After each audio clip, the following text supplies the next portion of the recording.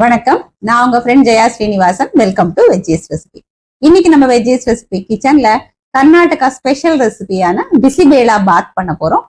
பிசிபேலா பாத் அப்படின்னா பிசி அப்படின்னா சூடு, பேலே அப்படின்னா பருப்பு, பாத் அப்படின்னா சாதம், அரிசி பருப்பு எல்லாம் கலந்த ஒரு சாதம். இதோட ஸ்பெஷாலிட்டியே இதுக்கு நம்ம சேர்க்கக்கூடிய இந்த பிசிபேலா பாத் பவுடர். இது மார்க்கெட்ல எதுவும் நம்ம வாங்காம நல்லா ஃப்ரெஷ்ஷா வறுத்து அரைச்சி பண்ண போறோம். நம்ம கடையில வாங்குற பொடியை யூஸ் பண்ணி பண்றதை விட நம்மளே ஃப்ரெஷ்ஷா வறுத்து அரைச்சி பண்ணும்போது இன்னும் நல்லா வாசனையாவும் டேஸ்டாவும் இருக்கும். இது நமக்கு பிரஞ்ச், லஞ்ச் பாக்ஸ் எல்லாத்துக்குமே யூஸ் ஆகும். பருப்பு, அரிசி, காய்கறி எல்லாம் சேர்த்து பண்றதுனால நல்ல ஹெல்த்தியாவும் டேஸ்டாவும் இருக்கும். ஜஸ்ட் இது ஒரு 3 ஸ்டெப்ல டக்குன்னு நம்ம பண்ணி முடிச்சிடலாம். ரொம்ப டைமும் எடுக்காது. அரிசி, பருப்பு, காய்கறி வேக வச்சுக்கிறது, இந்த பொடியை வறுத்து அரைச்சுக்கணும், இது ரெண்டையும் மிக்ஸ் பண்ணணும். இவ்வளவே தான். ரொம்ப சிம்பிள், நல்லா டேஸ்டாவும் ரிச்சாவும் இருக்கும். சில பேர் இதுல ஆனியன் சேர்த்து பண்ணுவா. நம்ம இன்னைக்கு ஆனியன்லாம் சேர்க்காம பண்ண போறோம். ஃபர்ஸ்ட் டைம் சேனலை பாக்குறீங்கன்னா ப்ளீஸ் சப்ஸ்கிரைப் பண்ணுங்க. பெல் ஐக்கானை கிளிக் பண்ணி ஆல் ஆப்ஷன் கொடுத்துட்டீங்கன்னா நான் போடக்கூடிய எல்லா வீடியோஸ் குவிக்கா உங்களுக்கு ரீச் ஆகும். வாங்க, கர்நாடகா ஸ்பெஷல் ரெசிபியான பிசிபேலா பாத் குவிக்கா எப்படி பண்றதுன்னு பார்க்கலாம். பிசிபேலா பாத் பண்றதுக்கு மெஷரிங் கப்ல 1/2 கப்பு துவரம் பருப்பு எடுத்துட்டு இருக்கேன். அதே கப்ல 1 கப்பு பச்சரிசி. இதை நல்லா வாஷ் பண்ணிட்டு 1/2 மணி நேரம் நம்ம ஊற வச்சுக்கலாம். ஒரு சின்ன லெமன் சைஸ்க்கு நான் புளி எடுத்துட்டு இருக்கேன். இதை நல்லா வாஷ் பண்ணிட்டு ஊற வச்சுக்கலாம். ஊறினதுக்கு அப்புறம் புளி ஜலம் கரைச்சி எடுத்துடுவோம். அரிசி பருப்பு நல்லா ஊற எடுத்து நான் குக்கர்ல எடுத்துட்டு இருக்கேன். நம்ம அரிசி அளந்து எடுத்தா இதே கப்ல 6 கப்பு ஜலம் அந்த குக்கர்ல விட்டுருக்கேன். இதுல 1/4 டீஸ்பூன் மஞ்சள் பொடி, காய்கறி கேரட், பீன்ஸ், கொஞ்சம் பச்சை பட்டாணி, கொஞ்சம் பரங்கிக்காய், இது எல்லாத்தையும் மீடியம் சைஸ் பீசஸ் தான் நான் கட் பண்ணியிருக்கேன். இதை அப்படியே குக்கர்ல சேர்த்துக்கலாம். இதோட மீடியம் சைஸ் உருளைக்கிழங்கு தோல் சீவிட்டு இந்த அளவுக்கு பீசஸ் கட் பண்ணியிருக்கேன். நம்ம இதையும் சேர்த்துக்கலாம். குக்கர் விசில் வரும்போது பொங்கி வழியாம இருக்கிறதுக்கு உள்ள ஒரு ஸ்பூன் போட்டுருவோம். கொஞ்சம் ஸ்லாண்டிங்கா இருந்ததுன்னா பொங்கி வழியாம இருக்கும். இப்ப குக்கர் மூடியை மூடிட்டு 3 விசில் வர வரைக்கும் நம்ம வேக வச்சு எடுத்துக்கலாம். குக்கர் விசில் வரதுக்குள்ள பிசிபேலா பாத்துக்கான பொடிக்கு நம்ம வறுத்துக்கலாம். 2 டீஸ்பூன் எண்ணெய் விட்டுருக்கேன். எண்ணெய் சூடானதும் 1/4 டீஸ்பூன் வெந்தயம், 2 டீஸ்பூன் கடலைப்பருப்பு, 1 டீஸ்பூன் உளுத்தம்பருப்பு. பருப்பு லேசா செவந்து வந்ததும் 1 இன்ச்சு பட்டை, 2 ஏலக்காய், 4 கிராம்பு, 1/4 டீஸ்பூன் மிளகு, காஞ்ச மிளகாய் நான் ஒரு 6 மிளகாய் சேர்க்கிறேன். லோ ஃப்ளேம்ல இது எல்லாத்தையும் நல்லா வறுத்துக்கலாம். மிளகாய் எல்லாம் கொஞ்சம் வறுபட்டதும் 2 டேபிள் ஸ்பூன் மல்லி, 1/2 டீஸ்பூன் ஜீரகம், 1 டீஸ்பூன் கசகசா, 1/4 டீஸ்பூன் பெருங்காயம், கொப்பரை தேங்காய் 1 மூடியிலிருந்து பாதி இது போல நான் கட் பண்ணி வச்சிருக்கேன். நம்ம துருவி கூட சேர்த்துக்கலாம். இதையும் நம்ம கடாயில சேர்த்துருவோம். இது எல்லாத்தையும் நல்லா வாசனை வர வரைக்கும் வறுத்துக்கலாம். ஸ்டவ் ஃப்ளேம் லோலையே இருக்கட்டும். தனியா, கசகசா, ஜீரகம் இதெல்லாமே ரொம்ப சீக்கிரம் ஃப்ரை ஆயிடும். அதனாலதான் நம்ம ஃபர்ஸ்ட் பருப்புலாம் வறுத்துட்டு கடைசியா நம்ம இதை சேர்த்துக்கிறோம். எல்லாமே நல்லா வறுபட்டாச்சு. இப்ப நம்ம ஸ்டவ் ஆஃப் பண்ணிக்கலாம்.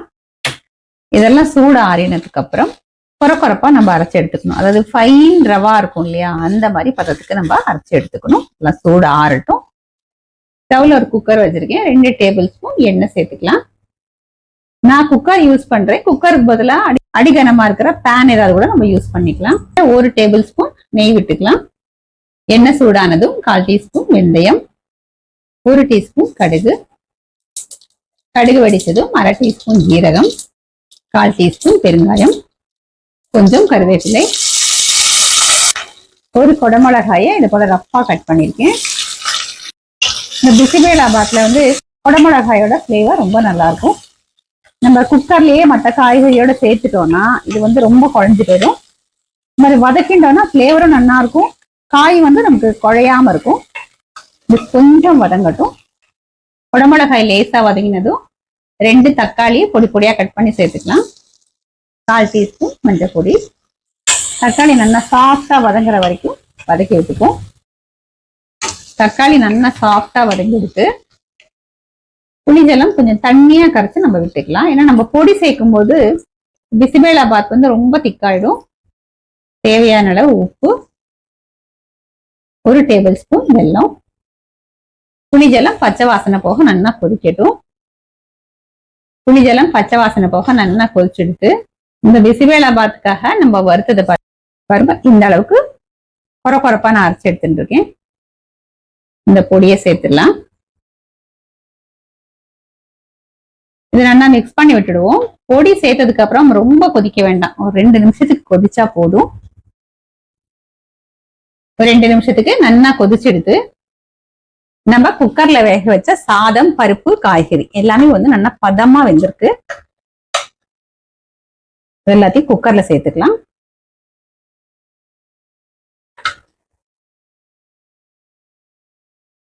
இது எல்லாத்தையும் நல்லா மிக்ஸ் பண்ணி விட்டுருவோம்.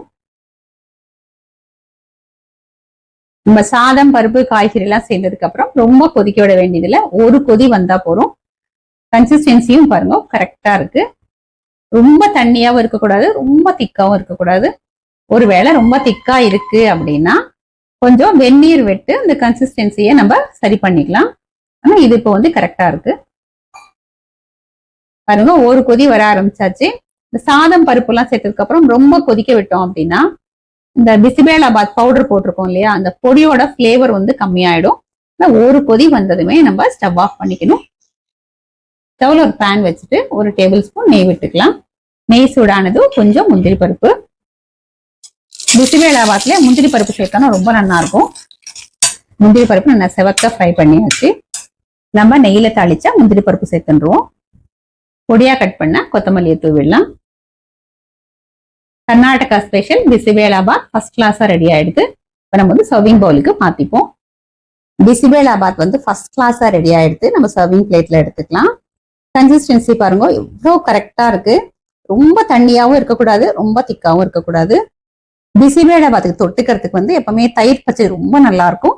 சிப்ஸ், அப்பளம், படாம் இதுல எது வேணாலும் நம்ம எடுத்துக்கலாம். எல்லாத்தோடையும் பர்ஃபெக்டா மேட்ச் ஆகும். இந்த பிசிபேலாபாத்துக்கு மேல நல்லா தாராளமா நெய் விட்டுண்டு காரா பூந்தி எப்படின்னா மேல தூவிண்டு சாப்பிட்டோம்னா சூப்பரா இருக்கும். நீங்க கர்நாடகால பார்த்தேன்னா எல்லா ஹோட்டல்லையும் நமக்கு பிசிபேலாபாத் கிடைக்கும். அங்க வந்து இதை போலதான் நமக்கு சர்வ் பண்ணுவா. இப்ப பிசிபேலாபாத்தை வந்து தயிர் பச்சடி தொட்டுன்னு நம்ம டேஸ்ட் பண்ணி பார்க்கலாம்.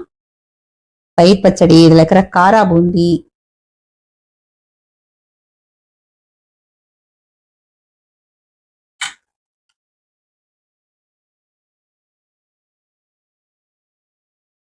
பிரமாதமா இருக்கு. ரொம்ப பர்ஃபெக்டா இருக்கு. அதிகமான மசாலா வாசனை அந்த மாதிரிலாம் எதுவுமே இல்லை. சின்ன பீஸ் பட்டை, ஒரு கொஞ்சம் கிராம்பு தான் நம்ம சேர்த்திருக்கோம்.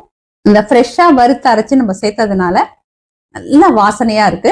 அரிசி பருப்பு வந்து ரொம்ப குழஞ்சியும் போகல, நம்ம வெண்பொங்கலுக்கெல்லாம் குழையல அந்த மாதிரியும் குழையல. அதே நேரம் நல்லா எதெல்லாம் ரொம்ப கரெக்டா இருக்கு. காய்கறியும் நல்லா சாஃப்டா வெந்திருக்கு. நம்ம இன்னைக்கு சேர்த்திருக்கிற காய்கறியோட சௌ கர்நாடகால வந்து நூல்கோல் போடுவா. இந்த மேல வந்து காராபூந்தி சேர்த்துக்கிறது வந்து ஹோட்டல் எல்லாம் அது மாதிரி சர்வ் பண்ணுவா. நம்ம ஆத்துல இருந்தா போட்டுக்கலாம், இல்லைன்னா அப்படியே சாப்பிட்டாலுமே ரொம்ப நல்லா இருக்கும். தயிர் பச்சடி வந்து நான் இன்னைக்கு வெள்ளரிக்காய் தயிர் பச்சடி பண்ணிருக்கேன். நீங்க எந்த தயிர் பச்சடி தொட்டுன்னு சாப்பிட்டாலுமே பிரமாதமா இருக்கும். இந்த அளவு தண்ணி விட்டு நம்ம பண்ணோம் அப்படின்னா பிசிபேலாபாத் ரொம்ப நேரம் ஆனா கூட அந்த இறுகி படும்ல, கேக் மாதிரி ஆயிடுமே, அந்த மாதிரி ஆகாது. அழகா நம்ம தளர சாப்பிட்றதுக்கு நல்லா இருக்கும். ஈவன் நம்ம லஞ்ச் பாக்ஸ்க்கு எடுத்துன்னு போனா கூட அந்த கன்சிஸ்டன்சி மாறாம கரெக்டா இருக்கும். கர்நாடகால பார்த்தீங்கன்னா சின்ன ஹோட்டல்ல இருந்து ஸ்டார்ட் பண்ணி ஆத்துல வந்து ரெகுலராகவும் பண்ணுவா. சின்ன சின்ன ஃபங்க்ஷன், பெரிய பெரிய கல்யாணம் எல்லாத்துலயுமே இந்த பிசிபேலாபாத் இல்லாம இருக்கவே இருக்காது. இந்த பிசிபேலாபாத்துக்கு வந்து ஸ்பெஷல் டேஸ்ட் கொடுக்கறது நம்ம இதுல சேர்த்திருக்கிற பொடி தான். அதனால நம்ம மார்க்கெட்ல வைக்கிற அந்த பொடி வாங்காம, அதே நேரம் ஆத்துலயும் வந்து நிறைய பண்ணி ஸ்டோரும் பண்ணி வச்சுக்காம, நம்ம என்னைக்கு பிசிபேலாபாத் பண்றோமோ அன்னைக்கோ இல்ல அன்னைக்கு நாளோ வந்து இதை வறுத்து பொடி பண்ணிட்டோம் அப்படின்னா அதோட டேஸ்ட் கர்நாடகால பண்ணுவா இல்லையா, அந்த ஒரிஜினல் டேஸ்ட் நமக்கு கிடைக்கும். இதுக்கு வந்து அந்த கொப்பரை தேங்காய் தான் நல்லா இருக்கும். ஃப்ரெஷ்ஷான தேங்காய் யூஸ் பண்ணோம்னா அதை துருவிட்டோ இல்ல பொடி பொடியா ஸ்லைஸ் பண்ணிட்டோ நல்லா வறுத்துட்டு அதுக்கப்புறம் நம்ம பொடி பண்ணிக்கணும். அந்த கொப்பரை தேங்காயோட ஃபிளேவர் தான் இதுல வந்து ரொம்ப நல்லா இருக்கும். ரொம்ப சிம்பிளாவும் அதே நேரம் குவிக்கா பண்ணக்கூடிய ஒரு ரெசிபி.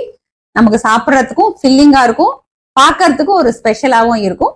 இதே மாதிரி இதே மெத்தட்ல இதே அளவுகளோட இந்த பிசிபேலாபாத் பவுடர் ஃப்ரெஷ்ஷா வறுத்து அரைச்சி பவுடர் பண்ணி நீங்க அந்த பிசிபேலாபாத் பண்ணி பாருங்களேன். ஃபர்ஸ்ட் கிளாஸா இருக்கும். குழந்தையில இருந்து பெரியவா வரைக்கும் எல்லாருக்குமே ரொம்ப பிடிக்கும். ட்ரை பண்ணி பார்த்துட்டு எப்படி வந்ததுன்னு கமெண்ட்ல சொல்லுங்க. லைக் பண்ணுங்க, உங்க ஃப்ரெண்ட்ஸ் அண்ட் ஃபேமிலியோட ஷேர் பண்ணுங்க. இது ஒரு புது ரெசிபியோட நாளைக்கு நான் உங்களை மீட் பண்றேன். தேங்க்ஸ் ஃபார் வாட்சிங்.